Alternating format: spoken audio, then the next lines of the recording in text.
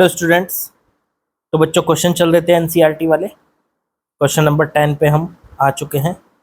देखते हैं सवाल में क्या दिया है।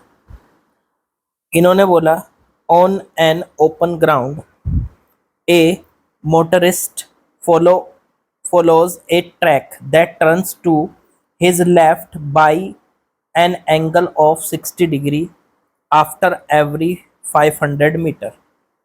ठीक है, एक ओपन ग्राउंड है, एक मोटरिस्ट है, मान लीजिए वो मोटरसाइकिल पे चल रहा है, वो फॉलो कर रहा है एक ट्रैक को, जो कि ट्रैक हर 500 मीटर के बाद 60 डिग्री घूम जाता है starting from the given turn. Specify the displacement of the motorist at the third, sixth and eighth turn. मतलब फर्स्ट टर्न सॉरी पहले बोला इसने थर्ड टर्न के बाद उसका डिस्प्लेसमेंट बताओ, फिर सिक्स्थ टर्न के बाद और फिर एट्थ टर्न के बाद उसका डिस्प्लेसमेंट बताना है। फिर आगे ये कहा compare the magnitude of displacement with its total path length covered by the motorist in each case. Displacement और पाथ लेंथ मतलब डिस्टेंस के बीच में हर एक केस में कंपेयर भी करना है। चलो जी, बहुत आसान सा सवाल है, अब कर देते हैं। सबसे पहले फिगर बनाएंगे।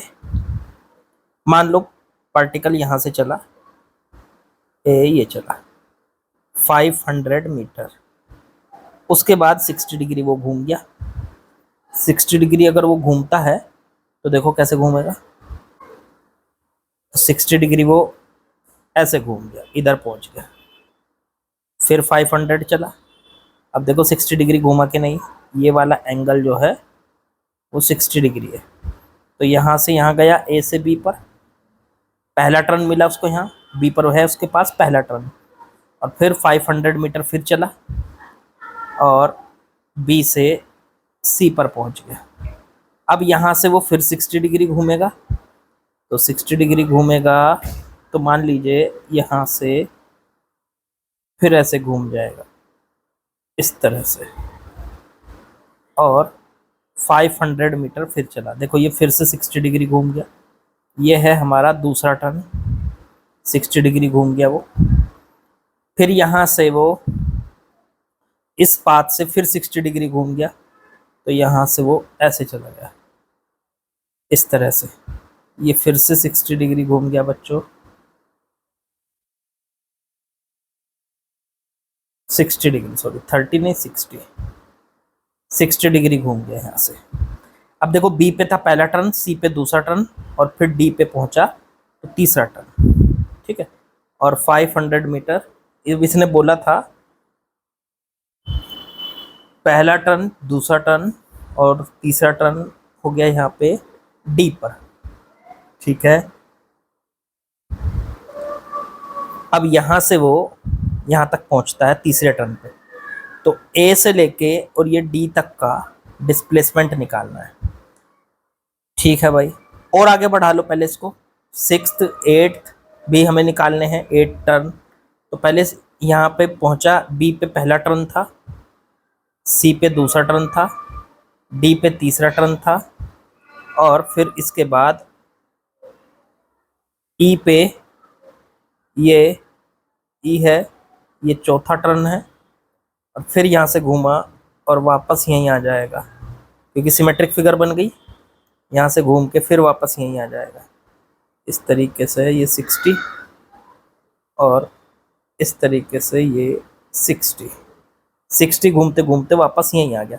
ई के बाद एफ और एफ के बाद वापस फिर ए, तो ये पहला चौथा हो गया था, ये पांचवा हुआ, फिर ये छठा टर्न हो गया, फिर यहाँ सातवां जिसमें पहला था, और फिर आठवां।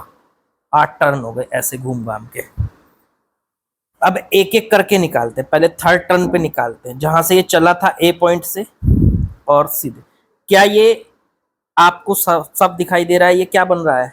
ये एक रेगुलर हेक्सागन बन गया बच्चों। ये क्या बन चुका है? एक रेगुलर हेक्सागन।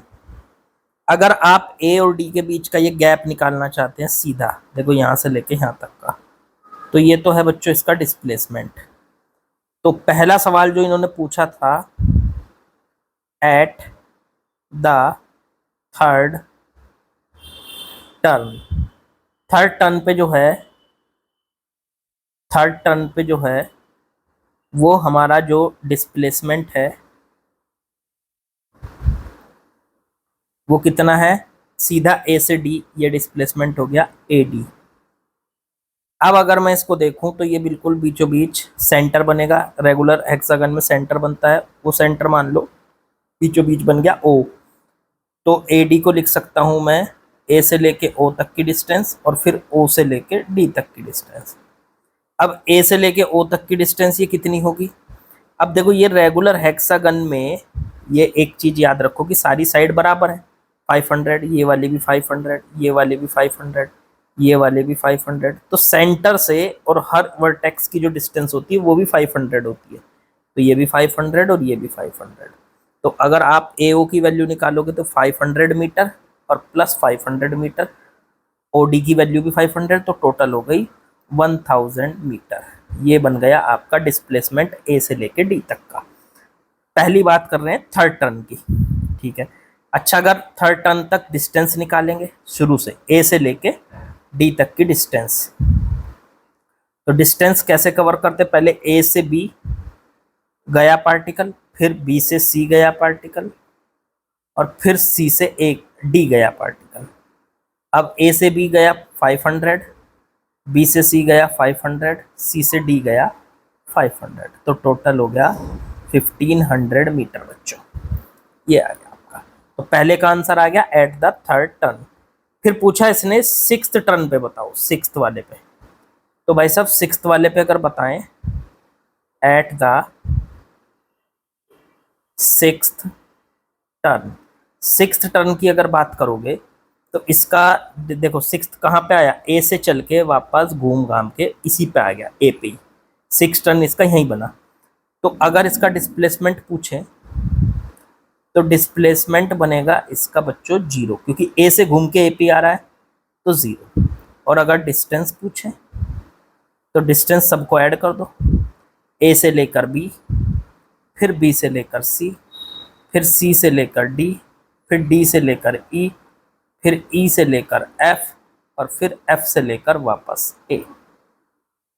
तो ये हो गया 500 plus 500 plus 500 plus 500 plus 500 plus 500 और टोटल हो गया 3000 मीटर। ये आ गई उसकी बच्चों डिस्टेंस 6 सेकेंड तक की, 6 टर्न तक की। अब अगर बात करें हम at the eight turn, 8 turn की बात करें, 8वें टर्न की, तो 8वां टर्न देखो इसको कहाँ आके मिला, सी पे आके मिला। ए से बी गया, बी से सी, सी से डी, डी से ई, ई से एफ, एफ से ए से फिर बी, बी से फिर सी, इस तरह से गया। तो अगर डिस्प्लेसमेंट देखोगे तो सीधा ये हो जाएगा, देखो यहाँ से यहाँ मिला लो सीधा, ये है इसका डिस्प्लेसमेंट। अब इसे कैसे कैलकुलेट करेंगे, तो थोड़ा सा यहाँ पे दिमाग लगाएंगे और हम यहाँ से बी से इस पे परपेंडिकुलर डालेंगे। अब इस परपेंडिकुलर के ये वाला एंगल देखेंगे, ये वाला एंगल कितना बन रहा है, तो ये वाला एंगल 60 बन रहा है अंदर, ये वाला एंगल भी 60 बन रहा है क्योंकि पूरा एंगल 180 है, 3 बराबर पार्ट में डिवाइड हो गया तो 60-60 हो गया ये। अब अगर यहाँ से देखें तो इस ट्राइंगल में ये वाली लेंथ हमें पता है 500 है और सामने वाली ये पता करनी है x होगी, तो ये वाली भी x होगी।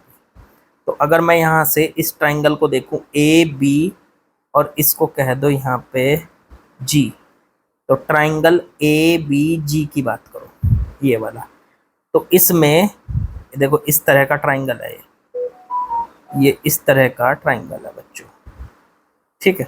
तो ये ट्राइंगल है ए, ये बी, ये जी, ये 90 डिग्री, ये 60 डिग्री और बच्चों ये हो गया 500, ये वाला 500 और ये हो गया आपका x। अब अगर इसको निकालना चाहते हो तो अब यहाँ पे लगा लो sin 60 की वैल्यू, sin 60 आ जाएगा परपेंडिकुलर अपॉन बेस, तो x बटे 500।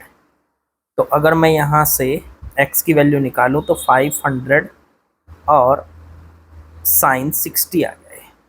देखो यहाँ से यहाँ तक की लेंथ आ गई है। अगर मैं इसको देखूं तो 500 साइन 60 को √3/2 लिख लो, तो ये बन गया 250। इससे काट दो इसको, 250 √3 मीटर। ये x की वैल्यू आ गई बच्चों।